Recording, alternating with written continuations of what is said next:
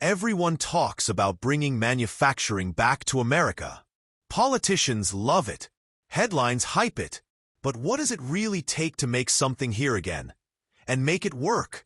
This is the story of Guardian Bikes, a children's bicycle company in Indiana, doing what many said was impossible: reshoring, rebuilding, and reimagining manufacturing in the U.S. Guardian Bikes started like most American companies do today, relying on overseas production.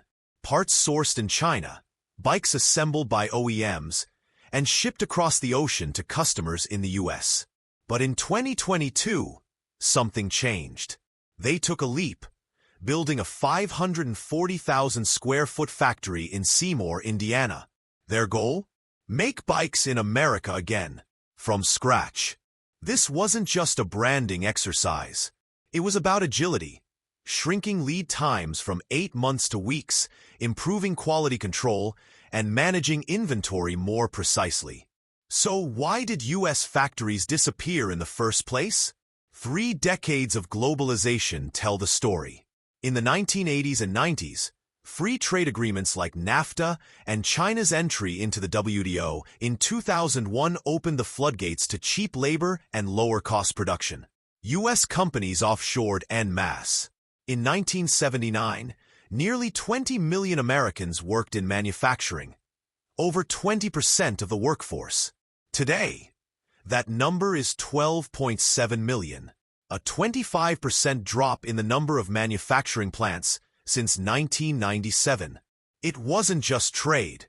Automation played a role too.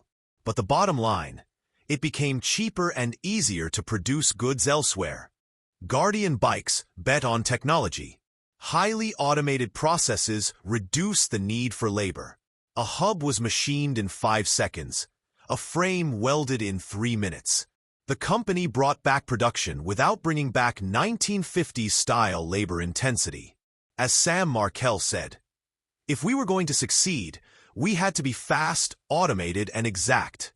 And they rebuilt supply chains locally, from tubing to components, gradually replacing Chinese imports with regional partnerships. By 2025, they expect 70% of parts to be U.S.-made, 100% by 2026. But this isn't a fairy tale. Reshoring is hard. The domestic supply chain for many parts no longer exists. Guardian had to convince unrelated firms to start producing bike parts again. And labor? That's another uphill climb. The U.S. currently has over 400,000 open manufacturing positions. Wages are higher, skilled labor is scarce, and cultural preferences have shifted towards service sector jobs. Environmental regulations, though essential, also raise compliance costs, unlike lax oversight in China or Vietnam. Presidents from both parties have vowed to rebuild U.S. manufacturing. Trump pushed tariffs. Biden passed targeted industrial support like the $39 billion CHIPS Act. But can public policy overcome global cost disparities? China spends $248 billion a year on industrial support, triple the U.S. equivalent. Without competitive investment, reshoring will remain the exception, not the rule. Today, over 80% of U.S. employment is in services. Manufacturing has become a niche sector. But for national security, innovation, and resilience, it still matters.